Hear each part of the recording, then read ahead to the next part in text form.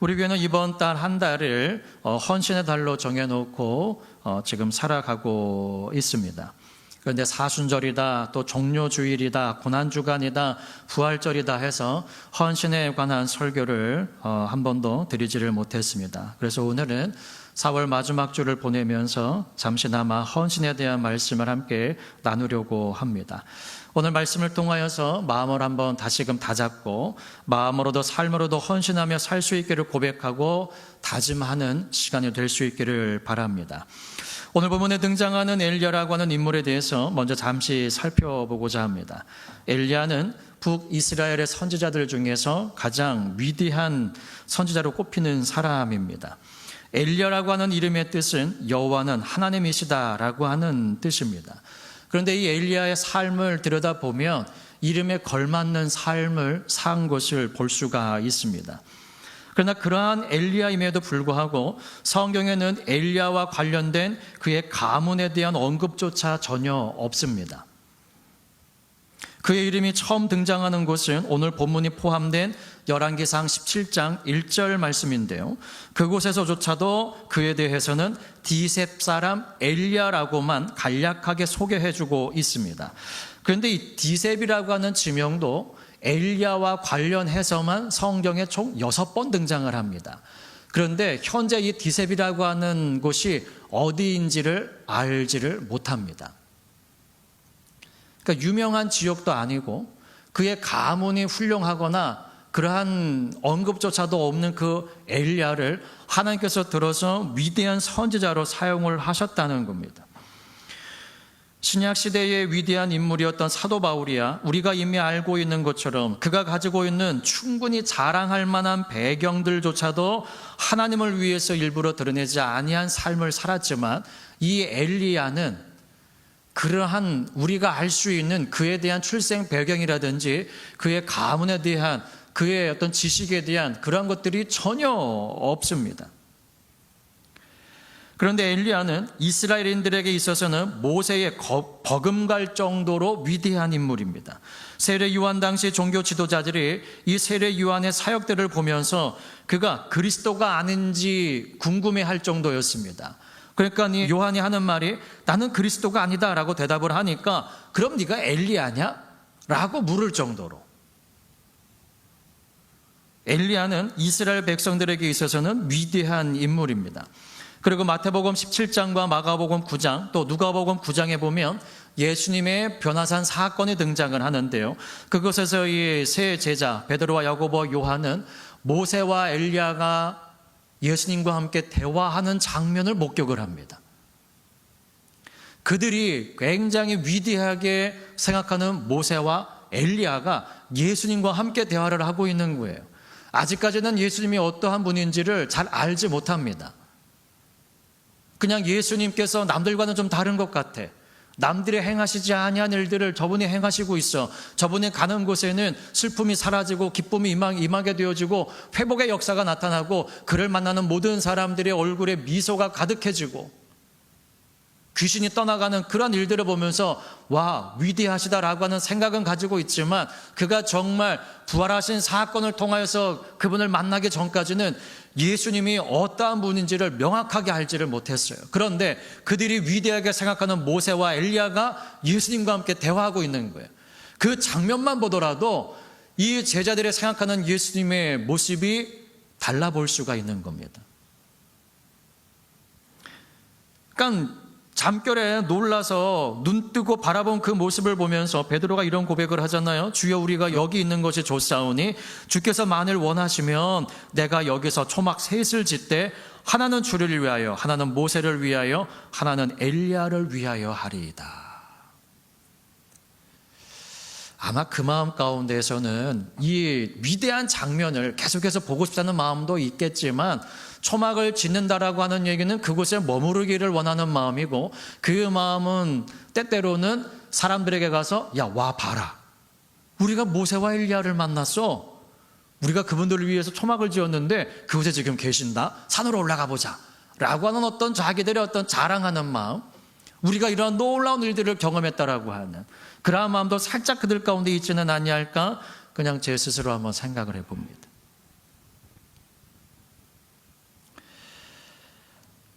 위대한 엘리야였지만, 그 쓰임을 보면은 위대한 사람이었지만, 그의 어떤 배경을 바라보면은 그렇게 쓰임받을 만한 조건을, 이러니까 하나님께서 그렇게 쓰시지라고 하는 것이 아무것도 없습니다. 그런데 하나님이 그를 위대한 선지자로 사용을 하셨습니다. 이 모든 것들은 무엇을 의미할까요? 하나님이 쓰시는 사람은 학벌이나 능력, 재능, 가문 등 우리가 중요하게 생각하는 일명 스펙이라고 하는 것은 하나님께 쓰임받을 수 있는 조건이 아니라는 겁니다. 하나님께는 학벌이나 가문이나 출신이나 그 외 어떤 좋은 배경도 중요하지가 않습니다. 중요한 것 한 가지가 있다면 그것은 바로 순종입니다. 오히려 이 육신적인 모든 것들은 사람의 생각을 갖게 하는데, 인간적인 생각을 하는데 하나님의 일을 온전히 이루지 못하는 데에 걸림돌이 되어질 수가 있습니다.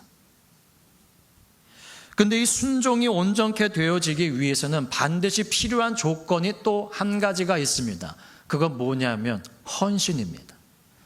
헌신하지 아니하면 온전한 순종을 할 수가 없습니다. 또 반대로 말을 하면 온전하게 순종하지 않는다면 그것은 진정한 헌신이라고 할 수가 없습니다. 그래서 오늘 설교의 제목을 순종과 헌신의 복이라고 정해 보았습니다. 그래서 하나님께서 자신을 부르셨다라고 하는 사명자의 마음으로 신학을 하는 사람들이 졸업식 때에 가장 많이 부르는 찬양 중에 하나가 통일찬송가 355장 부름받아 나서니 몸입니다.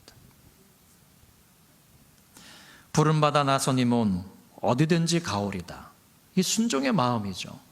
그런데 이 이제 악보를 찾기 위해서 이 성경 들쳐가지고 찬송을 보려니까 시간 걸리잖아요. 그래가지고 컴퓨터로다가 어차피 컴퓨터로 이제 설교문을 작성을 하니까 검색을 했어요. 부름받아 나서님이라고 악보를 보기 위해서.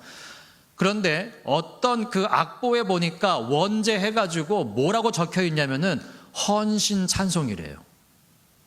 헌신 찬송. 제목이 부름받아 나선 이 몸인데 원래 제목이 헌신 찬송이라고 되어 있더라고요.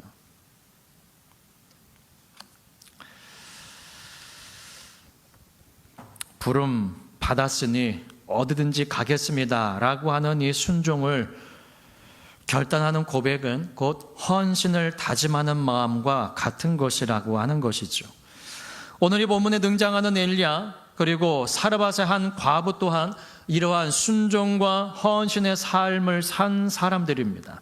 이들을 통해 오늘 우리에게 주시는 하나님의 음성을 들을 수 있기를 소망합니다. 당시 배경을 한 가지만 더 살펴보자면 당시 이스라엘의 왕은 아합이었습니다. 아합은 사마리아에서 22년을 통치했습니다. 그런데 성경에 기록된 그에 대한 평가는 매우 부정적입니다. 열왕기상 16장 29절 이후에 보면 유다왕 아사 제38년에 오므리의 아들 아합이 이스라엘 왕이 되니라. 오므리의 아들 아합이 사마리아에서 22년을 이스라엘을 다스리니라. 오므리의 아들 아합이 그 전에 모든 사람보다 여호와 보시기에 악을 더욱 행하여 느바사의 아들 여로보암의 죄를 따라 행하는 것을 오히려 가볍게 여기며 시돈 사람의 왕 엣바알의 땅 이세벨로 아내를 삼고 가서 바알을 섬겨 숭배하고 사마리아에 건축한 바알의 사당 속에 바알을 위하여 단을 쌓으며 또 아세라 목상을 만들었으니 저는 그 전에 모든 이스라엘 왕보다 심히 이스라엘 하나님 여호와의 노를 격발하였더라 라고 말을 해주고 있습니다. 그런데 북이스라엘의 왕들 중에 가장 악한 왕이라고 일명 말하는 이 아합의 그의 마음이 아주 그렇게 악했던 것은 아니더라고요. 아합의 자녀들의 이름 세 자녀가 있었는데요. 요람과 아하시야와 아달랴라고 하는 딸이 있었습니다. 그런데 이 세 자녀의 이름의 뜻을 보니까 어떠냐면요. 첫째 아들은 요람은 여호와는 존귀하시다라는 뜻입니다. 둘째 아들인 아하시야는 여호와께서 잡으셨다, 즉 여호와의 소유라고 하는 뜻입니다. 그리고 셋째는 딸인데요. 아달랴라고 하는 이름의 뜻은 여호와는 존귀하시다라고 하는 의미입니다. 그러니까 이 세 자녀의 이름을 지은 것을 보면은요, 아합이 처음부터 그렇게 악한 왕은 아니었던 것입니다. 또 열왕기상 21장에 보게 되어지면은 이 나봇의 포도원 사건이 등장을 하는데요. 이스라엘 사람 나봇이 이스라엘에 포도원이 있어 사마리아 왕 아합의 궁에서 가깝더니 아합이 나봇에게 이렇게 말합니다. 내 포도원이 내 궁에서 가까우니까 그 포도원을 내게 주어서 나로 나물밭을 삶게 하라. 채소밭을 삶게 하라고 이야기를 합니다. 근데 그냥 왕이니까 그냥 달라고 하는 게 아니라 대신에 그보다 더 아름다운 포도원을 내게 줄 것이고 만일 합의하면 그 값을 돈으로 내가 너에게 줄 것이다 라고 말을 해요.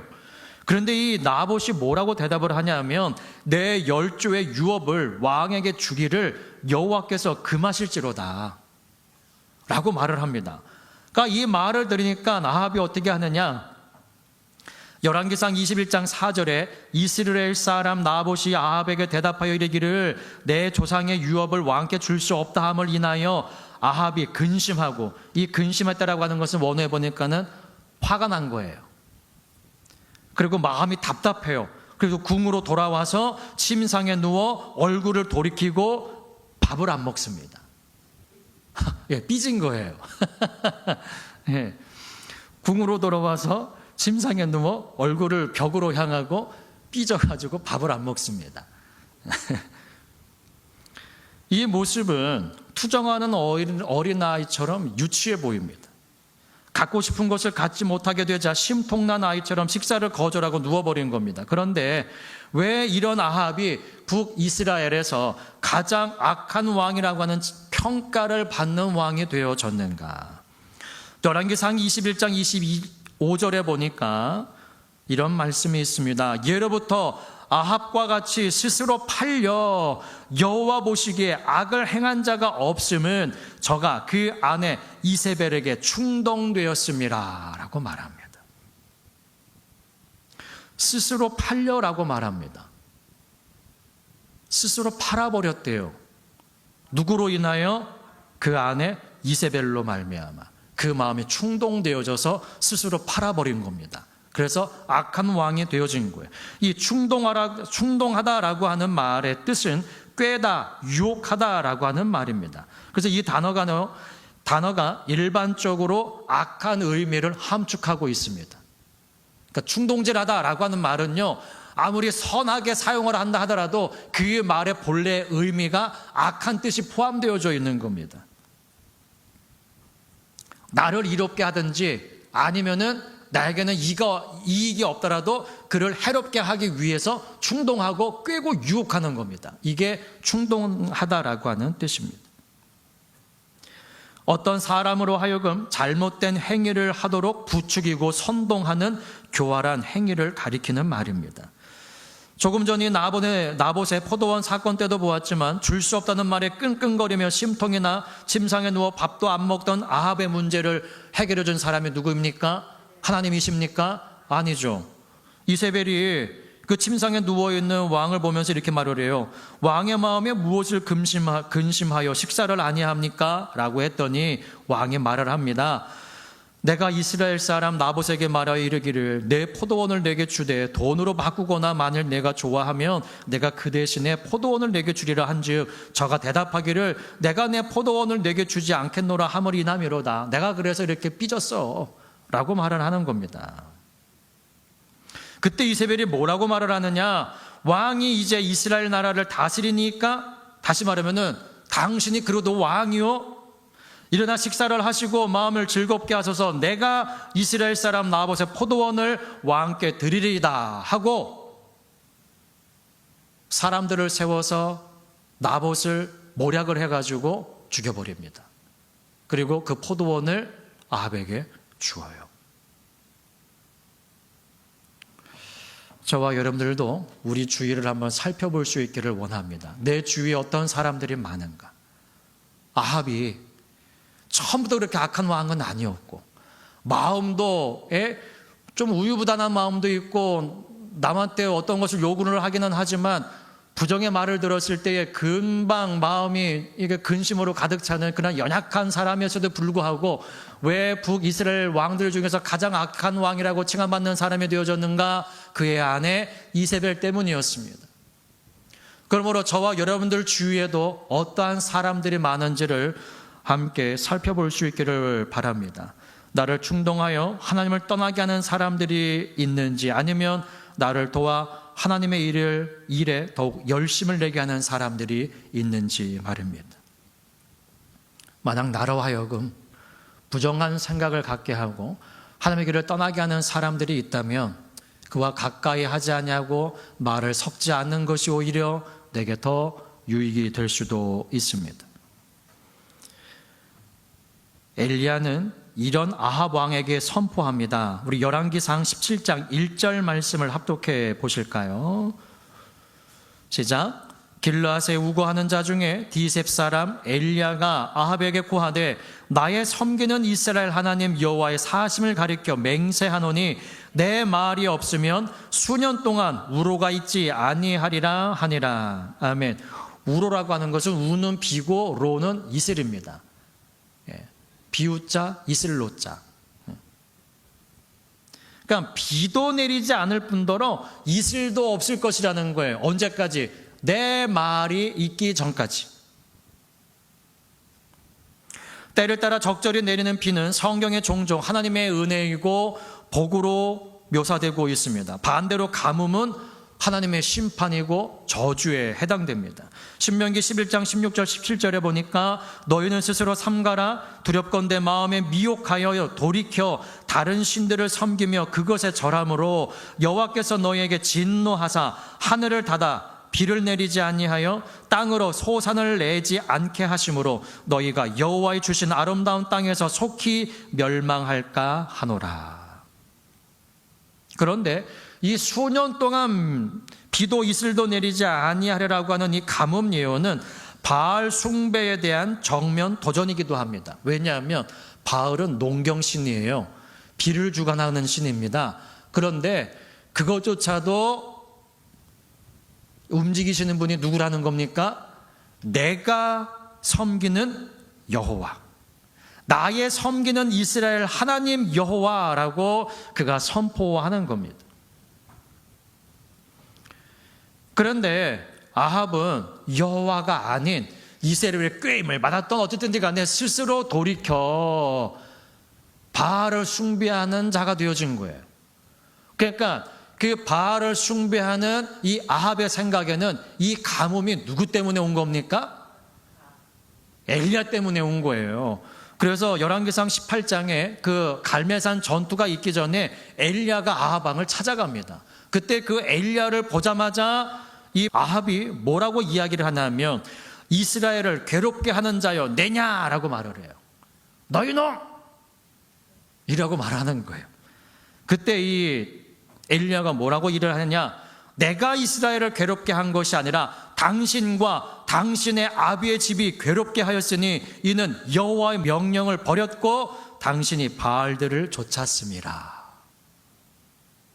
이게 이유라는 거예요. 사마리아의 바알의 사당 속에 바알을 위하여 단을 쌓고 누구로 말미암아? 엣바알의 딸 이세벨을 아내로 삼음으로 말미암아 바알을 숭배하면서 이런 일을 행했다는 겁니다.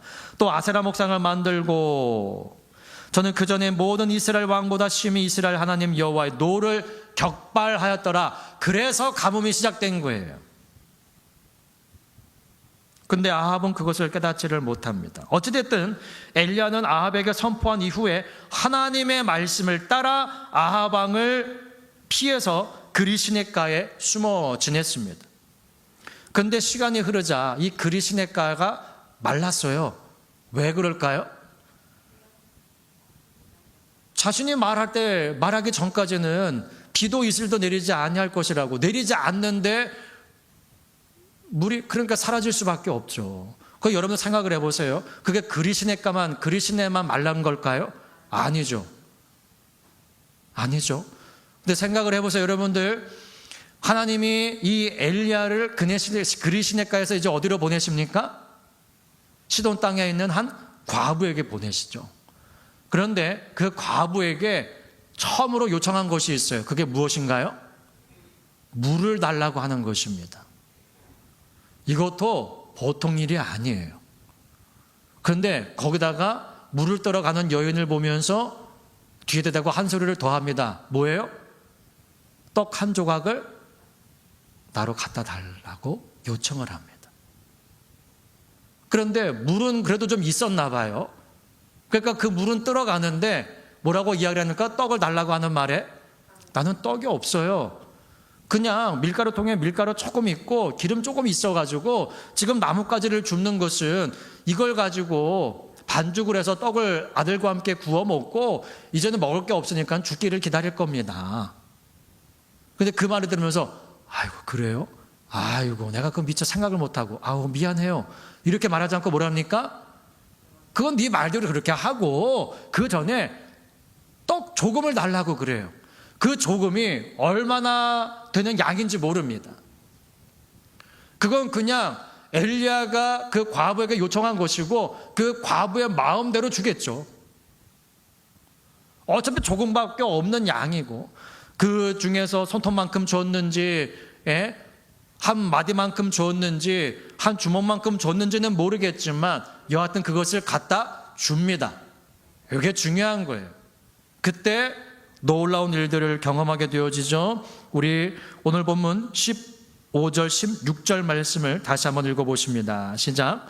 저가 가서 엘리야의 말대로 하였더니 저와 엘리야와 식구가 여러 날 먹었으나 여호와께서 엘리야로 하신 말씀같이 통에 가루가 다하지 아니하고 병에 기름이 없어지지 아니하니라. 아멘. 이 놀라운 기적은 언제 체험했습니까?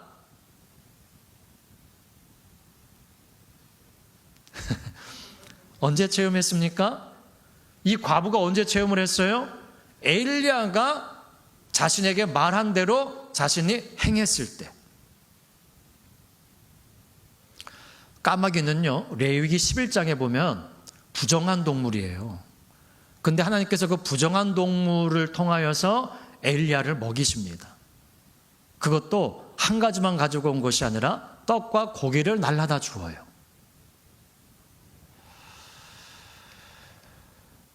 까마귀가 몇 마리가 동원이 됐는지, 한 마리가 한 발에는 고기, 한 발에는 떡을 가져왔는지는 모르지만 여하튼 성경의 부정한 동물로 하나님께서 칭하신 까마귀를 통하여 하나님께서 엘리야를 먹이십니다.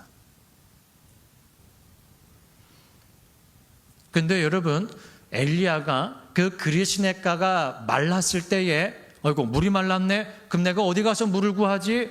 이곳으로 갈까? 저곳으로 갈까? 고민하지 않습니다. 왜요? 그곳으로 보낸 분이 누구입니까? 하나님이세요. 열왕기상 17장 2절 3절을 합독해 보십니다. 시작. 여호와의 말씀이 엘리야에게 임하여 가라사대 너는 여기서 떠나 동으로 가서 요당 앞 그리시네가에 숨고라고 말씀을 하세요. 그러니까 이 그리시네가로 보내신 분이 하나님이십니다. 하나님의 명령을 따라 그곳에 오니까 물을 마시고 까마귀를 통하여서 먹을 것들이 공급이 되어지는 거예요. 그러니까 물이 말랐어요. 그래도 엘리야는 거기 머물러 있습니다. 왜요? 하나님이 그곳으로 보내셨으니까. 하나님의 말씀이 있기 전까지 그곳에 머무르는 겁니다. 그때 7절, 8절, 9절 말씀을 합독해 보십니다. 17장 7절, 8절, 9절 시작. 땅에 비가 내리지 아니하므로 얼마 후에 그 시내가 마르니라. 여호와의 말씀이 엘리야에게 임하여 가라사대 너는 일어나 시돈에 속한 사르밧으로 가서 거기 유하라. 내가 그곳 과부에게 명하여 너를 공개하게 하였느니라. 아멘. 공개라고 하는 말은 윗사람에게 음식을 드리는 것을 말합니다. 시내가 마른 이후에도 여호와의 말씀이 자신에게 임하기까지 거기 머물러 있었어요.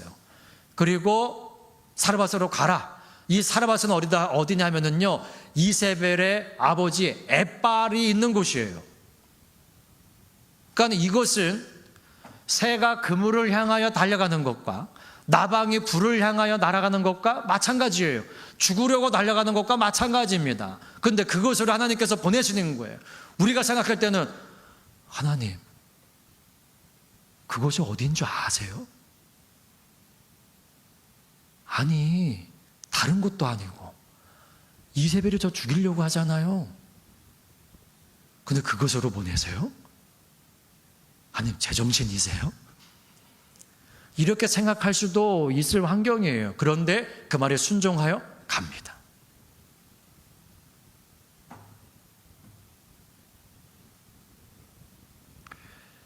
기적은 순종함에 있는 줄 믿습니다. 까마귀를 통하여 음식을 날라다 줄 것을 누가 생각을 했겠어요? 그런데 17장 4절 말씀에 보면 하나님께서 엘리야에게 말씀을 하세요. 그 시냇물을 마시라. 내가 까마귀들을 명하여 거기서 너를 먹이게 하리라. 그러니까 진짜 까마귀가 떡과 고기를 자기에게 날라다 주어요. 그리시네가가 말랐어요. 시돈 땅으로 가라라고 말씀을 하셨어요. 그러면서 9절에 뭐라고 하십니까? 내가 그곳 과부에게 명하여 너를 공개하게 하였느니라. 네가 그리시네가에 머물러 있을 때는 까마귀를 통하여, 까마귀를 명하여 내게 먹을 것을 날아다 줄 것이고, 네가 사르밧으로 가면은 과부에게 명하여 너를 공개하게 할 것이다, 너를 먹일 것이다 라고 하나님께서 말씀하십니다. 근데 이것이 엘리야 혼자만, 하나님의 사람 엘리야 혼자만 살게 하시기 위해서가 아니라, 아까도 읽었지만 오늘 보면 15절과 16절에 보니까 저가 가서 엘리야의 말대로 하였더니, 그 과부가 가서 그렇게 했더니 저와 누구와? 과부 그 자신과 엘리야와 식구, 그게 누구예요? 아들이죠. 자신과 자기 아들과 엘리야가 여러 날 먹었으나 다함이 없는, 사라지지 않냐는 놀라운 역사를 경험하게 되더라는 겁니다. 인간적으로 생각하면은, 아니 제가 말했잖아요, 내 아들하고 내가 먹기에도 부족하다고. 근데 그것을 달라고 그래요? 양심이나 있습니까? 이렇게 말할 수도 있는 환경이잖아요. 뭐 넉넉한 것도 아니고 무리야 있으니까는 아무 말 하지 않고 그냥 들어가는데,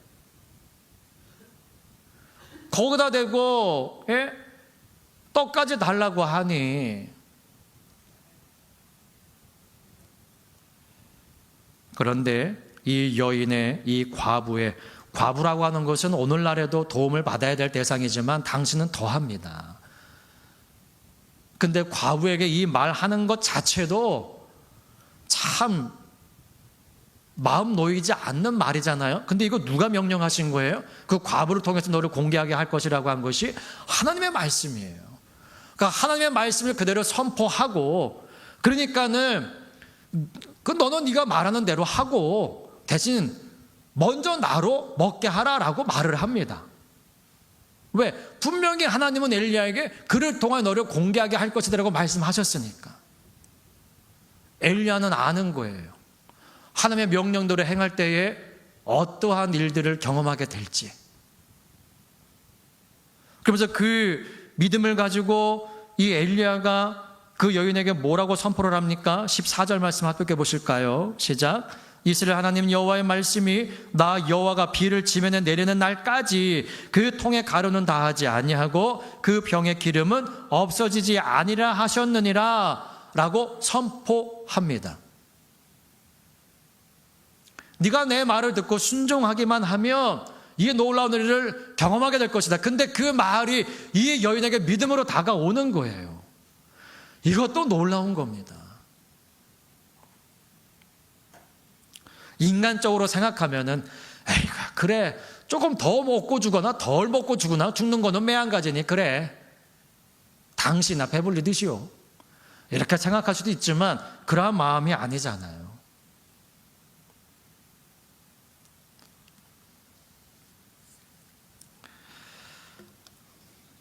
하나님의 말씀에 순종할 때에 우리는 놀라운 일들을 경험하게 될 줄 믿습니다. 엘리야도 부족의 문제, 결핍의 문제가 드러났음에도 불구하고 자기의 힘으로 그 자리를 박차고 일어나려 하지를 않습니다. 하나님의 인도하심을 기다리며 머물러 있습니다. 그래서 엘리야는 하나님의 말씀과 명령에 의해서만 움직이는 순종의 사람이었습니다. 기다릴 때에 하나님의 복의 문이 열립니다. 그러므로 스스로 피할 길을 준비하지 마시기를 바랍니다. 그곳에 하나님의 복의 문은 열리지 않습니다. 고린도전서 10장 13절 말씀에 사람이 감당할 시험 밖에는 너희에게 당한 것이 없나니 오직 하나님은 미쁘사 너희가 감당치 못할 시험을 당함을 허락지 아니하시고 시험 당할 즈음에 또한 피할 길을 내사 너희로 능히 감당하게 하시느니라. 그러므로 우리 스스로가 피할 길을 내지 말고 하나님께서 길을 여실 때까지 그 자리에 머물러 있는 겸손과 순종함과 헌신이 있으시기를 예수님의 이름으로 축복합니다. 이러한 기적들은 엘리야가 경험했고 이 사르밧 과부가 경험했던 이 기적들은 우리의 생각과 계획에 의해서가 아니라 하나님의 말씀에 의해서인 줄 믿습니다. 우리 인생에서 가장 중요한 것은 외적인 장소나 상황이 아니라 하나님이 나와 함께 하고 계시는가, 또 나는 하나님의 말씀과 하나가 되어져 있는가, 이것이 중요한 것입니다.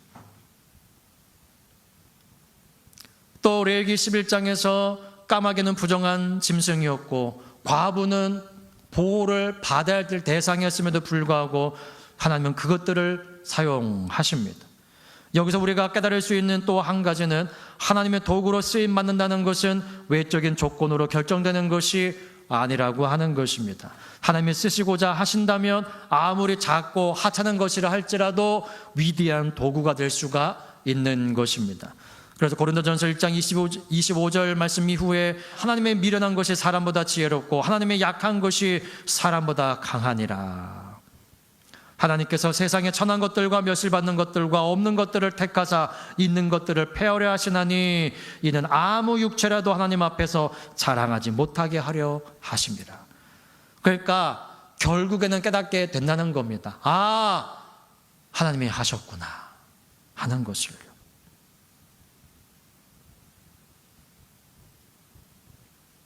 엘리야는 역사와 기적의 주인이신 하나님을 믿었기에 그는 사르밧 과부에게 그렇게 선포할 수가 있었던 것입니다. 히브리서 11장에 말씀하시죠. 믿음은 바란 것들의 실상이요 보지 못하는 것들의 증거라고요. 로마서 4장 18절에 보니까 아브라함이 바랄 수 없는 중에 바라고 믿었다라고 말합니다. 저와 여러분들 안에도 이러한 믿음이 있기를 소망합니다. 그리고 그 믿음이 내 생각 속에만 갇혀있는 것이 아니라 순종과 헌신의 삶으로 드러나 하나님의 놀라운 기적을 맛보고 체험하고 나를 통하여 내 자신뿐만이 아니라 과부와 그 식구가 여러 날 먹고도 비가 오기까지 그 통에 가루가 나지 않냐고 그 기름병이 떨어지지 않았던 것처럼 나를 통하여 내 자녀가, 나를 통하여 내 아내와 내 남편이, 나를 통하여 이웃이 복을 함께 누리게 되는 은혜를 경험할 수 있기를 예수님의 이름으로 축복합니다.